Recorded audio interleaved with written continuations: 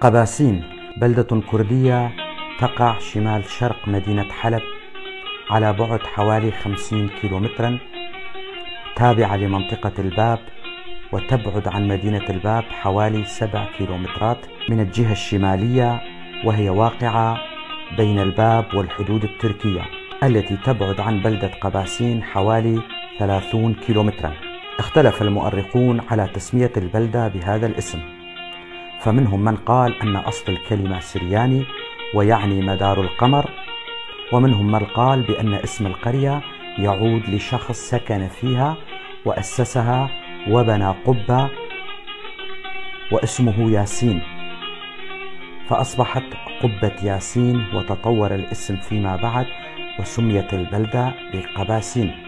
لم يعرف حتى الآن عمر البلدة، ولكن بحسب الآثار الموجودة فيها وما حولها فهي قديمة جدا ومن العصر الروماني، ووجود التل المشرف عليها من الجهة الشمالية الشرقية والذي سحب النسبة الأكبر منه لبناء البلدة قديما، ووجود بعض القرى المتناثرة حولها مثل خربة تمو وخربة عمرو وعدة قرى متناثرة قديمة حولها.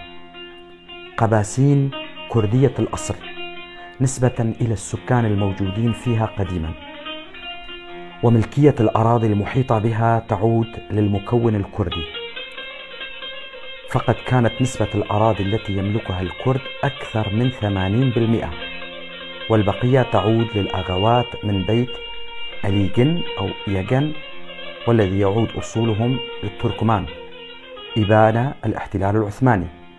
وبعد استلام حزب البعث السلطة في سوريا وسن قانون الإصلاح الزراعي، تم توزيع بعض أملاك الآغوات على العرب الموجودين في البلدة وبيع نسبة من أراضي الكرد للعرب، بذلك أصبح هنالك نسبة حوالي 30% من الأراضي حاليا للعرب. بلغ عدد سكان قباسين قبل العام 2011 حوالي 32 ألف نسمة، كانوا مناصفة بين العرب والكرد، وهناك عدة عوائل تركمانية. النسبة الكبيرة من كرد قباسين هم من عشيرة القرقج الكردية، وهم عدة أفخاذ، منهم قورغات، قرى يوسف، الجابشلية والجوالقة، الخلاويون وبيت أحمد. وهناك عوائل من عشائر الأخرى مثل الجزيرات والبيش، طية، ديدان، شيخان والرشوان. ديدان هم نفسهم دنا، عشيرة دنا.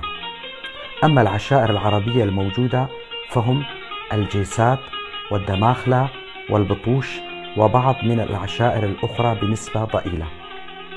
تبلغ مساحة قباسين حوالي 100 كيلومتر مربع، ونسبة الأراضي المروية 90%، وكانت تعتمد على الآبار والمياه الجوفية حتى تسعينيات القرن الماضي، ثم جفت المياه وأخذ أهل البلدة بالهجرة منها بعد أن جفت الآبار، وانقطع عمل الشباب حتى عام 2006، حيث عملت الدولة السورية على توصيل مياه نهر الفرات إلى البلدة وعدة بلدات حولها، وعادت الزراعة مرة أخرى إلى البلدة، وأمنت عمل لعشرات القرى حولها.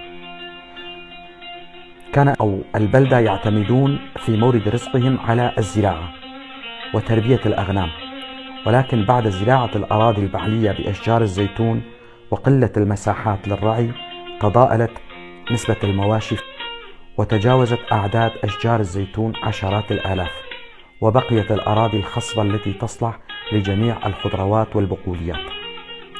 تشتهر قباسين بزراعة الخضروات الصيفية المروية مثل الفاصولياء والخيار والبندورة والفليفلة والباذنجان، وجميع البقوليات مثل الفول والحمص والعدس، أيضا الحبوب القمح والشعير، ودخلت زراعة الكمون إليها مؤخرا. وبعد أن تم قطع مياه نهر الفرات عن البلدة في العام 2015 عادت البلدة مرة أخرى إلى الجفاف، جفاف مياه الآبار، إلا عدد قليل هم من كانت لديهم إمكانيات مادية لحفر آبار بحرية عميقة بعمق 400 متر وتركيب غطاسات وإعادة زرع الخضروات. بعد الأزمة السورية ودخول الدواعش ومن ثم احتلال تركيا للمنطقة، هاجر الشباب بنسبتهم الأكبر البلدة وتوزعوا في بقاع المعمورة، وجاءت مجموعات من كل بقاع سوريا وسكنوا فيها، أي استوطنوا فيها، وتم التغيير الديمغرافي للبلدة بشكل كبير، وحتى العشائر الموجودة في البلدة أجبروا أن يجعلوا من أنفسهم أتراكا للحفاظ على وجودهم.